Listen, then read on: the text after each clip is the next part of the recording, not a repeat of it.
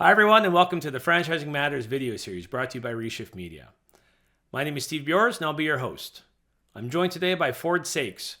With over 25 years of experience, Ford has redefined the formula for success, generating over $1 billion in sales worldwide for companies ranging from startups to Fortune 500s. As the president and CEO of Prime Concepts Group, Ford specializes in helping businesses attract loyal and repeat customers, expand brand awareness, and ignite innovation. A tenacious and innovative powerhouse, Ford has founded over 10 companies, authored 5 books, been awarded 3 U.S. patents, and received numerous industry awards.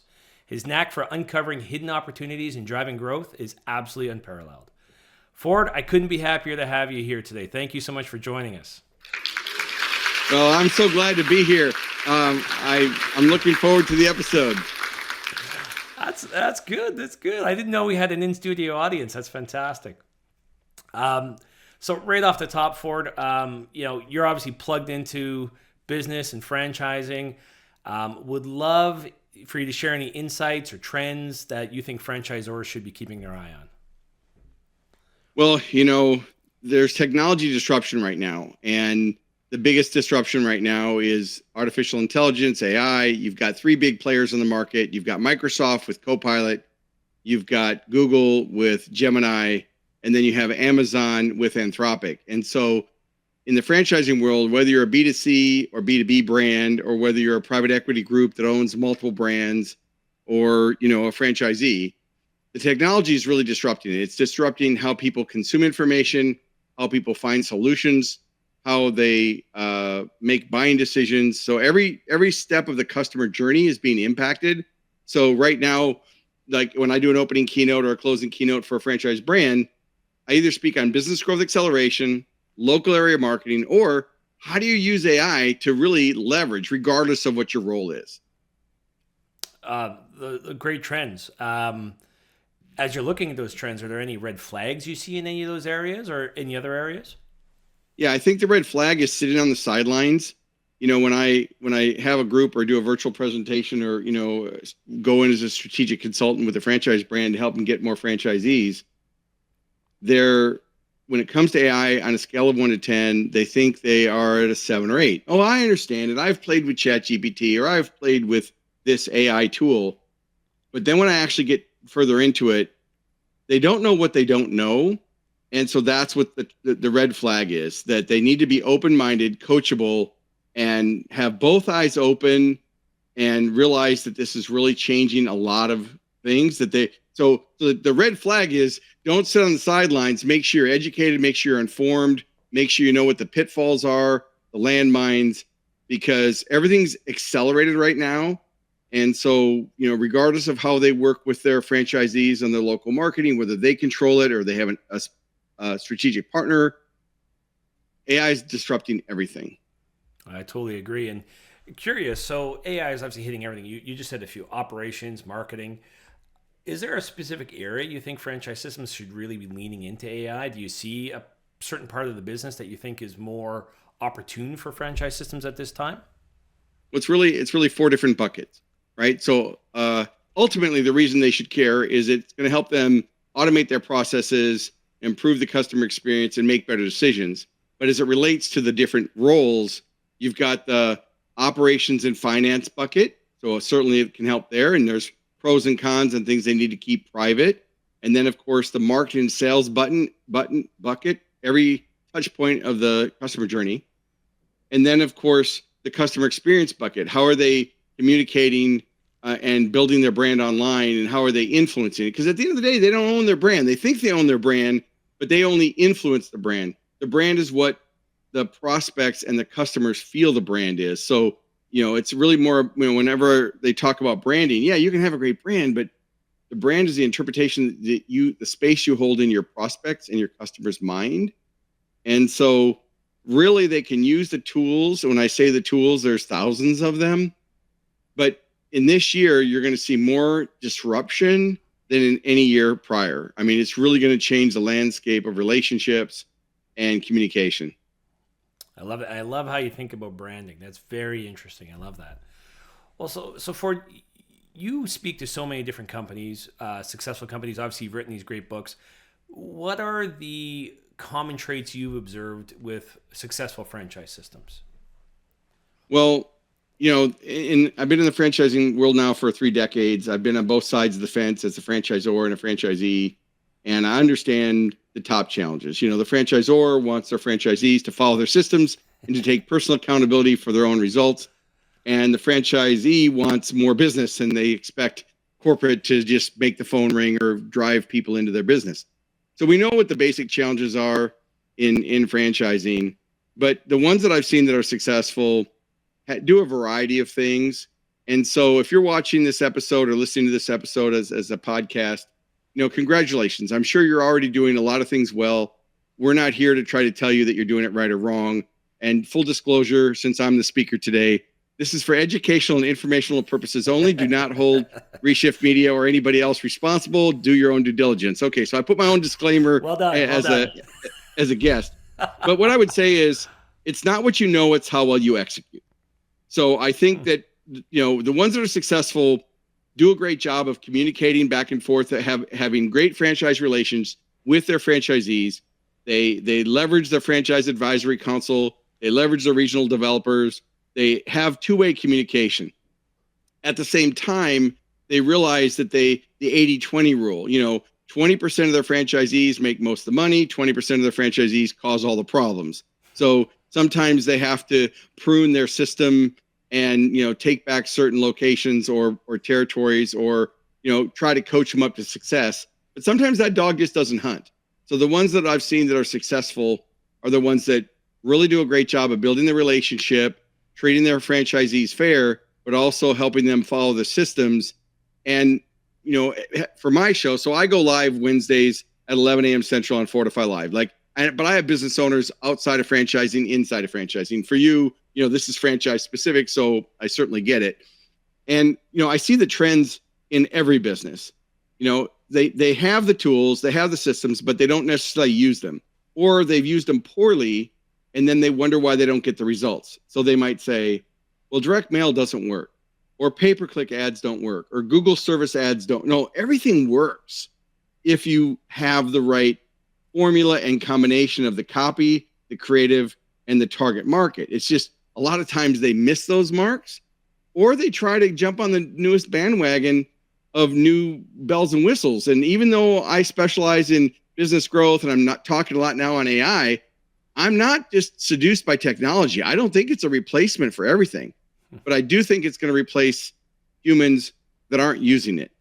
So it's a long road to a tiny house there, Steve. A lot of things to unpack there. But I mean, there's red flags, there's trends, but the most successful franchisees listen to their franchisors or franchisees. They have great communication and they work on a culture of accountability. I love that. Well, we've all seen it where in a franchise system, it's all about, it's all about working together and shared accountability. And I think you said it well, the franchisor has certain objectives, franchisee has certain objectives. And when those objectives are in alignment, it's beautiful. Franchising is a amazing business model that allows very rapid growth. But when those objectives are out of alignment, oh boy, can it be messy, right? So I like what you said about communication and about listening, in both directions. I think that makes a lot of sense for sure. Yeah, and the successful ones also, I find as brands grow, there's those magic numbers. They reach 25, 50, and 100 is like that sweet spot. Yeah. The dynamics change as soon as, running a franchise group that has 100 is different than 50. Running one that has 10,000 is different than 100, right? So it's big difference of the technology and how they work. But I would say that the franchise CEOs that I've interviewed on my show, the ones that you can tell they really care about their franchisees and that they have changed, they've adapted over time to grow with their culture. And so they understood, okay, they've exceeded their level of expertise. They've brought in great strategic partners, or whether it's a private equity group or leadership, they brought in the right talent, and the talent makes all the difference in the world. I love that. And again, well said about the hurdles at different levels of growth for sure. So as someone who's in the latest trends, talking to people, what is nobody talking about but you think they should be? Well, I know we touched on AI, and they don't know what they don't know. I think the real thing is to map out the customer journey. There's a lot of brands, we've all seen it where, and of course in franchising, there's, QSR, quick serve restaurants, fast casual, and full service dining. But we've all had restaurants, regardless of where you live or where you're watching this episode from today. We've all seen restaurants that the food was really good, but they went out of business. Yeah. And then there's restaurants that we've been to that the food sucks, but every time you don't go there for a while, and then you go back, and every time you eat there, you're like, why did I go here? Why did I go there? And I think and so why are they in business when the food's subpar, when the really good food place went out of business, right? Yeah. And so what I think is important is, as a business owner, as a franchisor and a franchisee, what are your key performance indicators? And not just your KPIs, but are you measuring on MTNO? MTNO meaning minimum, target, and optimal. So, what is your MTNO for whatever your goals are? So whether it's average transaction or, average ticket or lifetime value of a customer, whatever the metric is that you're measuring, I recommend that brands have minimum, target, and optimal, and they use that in their system so that if they are hitting the minimum, they need to be, coached up for improvements. And if they're not, then, okay, free them up for new opportunities to go elsewhere. And this isn't permission to go back and say, well, I was listening to the podcast and the episode, and the speaker said, no, I'm not giving you, I'm just giving you the basics here. I want to be very careful. I did not give you permission to do that. But I would let you know that, it's really not to overcomplicate it. Start simple, get complicated later. Don't get seduced by technology. Remember, it is a people business. And more with technology, where brands try to use technology to replace, you have to ask yourself, when does that make sense? I mean, I know this isn't related to this episode, but I was watching the news last night, and I guess in certain cities, Walmart is taking out the self-checkout because of theft. So something that was supposed to be helpful is now being removed. In franchising, I've only heard this as a news story, so some of you can correct me in the comments later, but I guess since in California, they've raised the minimum wage for QSR like $20, which is crazy to me. Like, yeah. I don't know how, as a franchisee, you could maintain growth with that type. And they're just going to extend the costs onto the customer. And I guess there's some franchise brands that have gone complete automation. I mean, the AI is doing their drive-through, yep. And AI is, and you've got robotics to deliver the food. And so I think we're going to see this pendulum swing towards a lot of technology, but then I'm going to see it swing back to that people. Like for me, as a keynote speaker, I speak to inside franchising and outside franchising. Now I will be speaking at IFA and everything. So I will tell you that the personal interaction is where the growth is. So even though you might be a brand that's leaning into technology for efficiencies, that personal touch goes a long way. And you don't have to be 100% better than your competition. You just need to be 5% better than the competition. Well, it comes back to what you just said about understanding your customer journey, right? And customer journey that's highly automated, while perhaps efficient, it's hard to build a brand and build a customer experience in that environment. So yeah, and you don't want to be a commodity, because then they can just go across the street. And that's one of the biggest challenges. I know we didn't talk about this earlier in the episode, but one of the biggest challenges I also see as relates to business growth is the staffing challenge. Oh, yeah. Right? How do they find, retain, engage, and attract the right candidates? And we know that in franchising, some of the frontline people are lower paid or minimum wage job.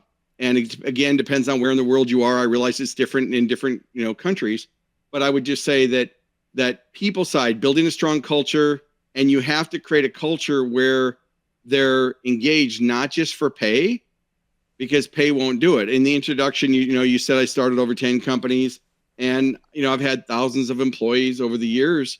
And, I'm a type A kind of person. Why the hell isn't this done? Why again, but I had a lot of turnover because I was a driver. And then I found out that there were people that weren't drivers, and I didn't understand it. It's like, well, why can't you get this done? You said you'd get it done by Wednesday at 9:00. It's Thursday at 8. Why didn't you do it? Right. So culture is a huge part. And what is your culture? And I think if you did a survey and asked everybody on your team, franchisor or franchisee, how would you describe our culture? You're going to get different answers. When I get brought in to improve sales, one of the first questions I ask is, here are 5 values rate them on a scale of best to worst, and everybody's always different. It's all about the customer. It's all about profit. It's like, and I'm like, well, no wonder the train isn't going in the right direction. You've got, 16 different tracks coming out of the station. Very interesting. Very interesting. So I guess to sort of sum all this up, and you've touched on so much today, lots for people to absorb. If you had to pick one piece of advice to give to franchise companies for them to walk away remembering, what would that be? Go to Amazon and get my book, Accelerate. Okay, shameless plug. Okay. Well done. So you asked, now keep in mind, he didn't know I was going to say that for those listeners out there. So don't edit that out. It was a softball, you can go on it. Softball. But I did write a book called Accelerate, the Ultimate Franchisee's Guide to Maximize Local Marketing and Boost Sales. And it's something that can work in alignment with franchise brands. Now, aside from the shameless plug, I will say they just need to step back and analyze the success of their three main buckets. Because see, the franchisee is only good in one of three areas. They're good at delivering the product or service. Maybe they got into that franchisee because they like the product and they like delivering whatever the product or service is. Or they're strong in marketing and sales. They understand the customer journey and building relationships and referral cultures and networking with strategic partners and doing all that. Or they're a great manager. Maybe they just wanted to own a business and they're a great manager, but they're never good at all three. Two, probably, but never all three. So the action step would be analyze your strengths and weaknesses, use assessments if you have to, get some type of scoring system on a scale of 1 to 10, and rate your leaders figure out what the traits are for each position and rate those traits on a scale of 1 to 10, and then look at where the opportunities are for improvement. It's not hard to do this, but it does take time. And, it goes back to sometimes you need to step back and take a fresh look and work on the brand and business versus in it. And I know that's, Michael Gerber from the E-Myth, but seriously, it makes so much sense stepping back and getting a fresh perspective. I like to do that out of the office. So I'll plan something with my team and we'll go to someplace outside the office where the phones aren't the same. We're not checking our email. And then we do the assessments where we ask our customers whether you're using Net Promoter, on a scale of 1 to 10, how likely is that you'd refer us to a friend or colleague? So Net Promoter scores, culture indexes, just taking a fresh look and looking at where the opportunities are, and then asking some tough questions. Steve, I have a firm belief that if you're asking the wrong question, the answer doesn't matter. So as a business consultant, people come to me all the time and say, well, here's what I want. And they're asking questions, but really that's not the question they're asking. What they're really asking is this. And so being intuitive enough as you're listening to this episode or watching it, what's your strength? What's your weakness? Hire your weakness. What's your North Star? What are your big rocks? Are you working on the most important things? Are you using your time wisely? This episode is a good use of your time because this is all about franchise success. So whether you've agreed with us today or you disagree, the point that you showed up, you're watching, connect with me on LinkedIn. My name's on the screen. It's in the show notes. And, if you have questions, I'd love to be able to provide, help. But, stay connected. And that's why podcasts and episodes like what you guys are doing and what you do for your franchise brands and for your customers is so essential. Well said. Some great advice there. And as Ford said, we'll certainly have some information in the notes. And you've been invited to follow him on LinkedIn. So there you go. We'll add that into the show notes as well. Thanks again, Ford. This has been just absolutely fantastic. Really enjoyed it. For those of you watching and listening, I got to get the sound effects. I love that. If you haven't done so already, make sure you hit that like and subscribe so you can stay up to date with all of our episodes. Thanks again, Ford, and thanks again, everyone, for your time today. Thanks.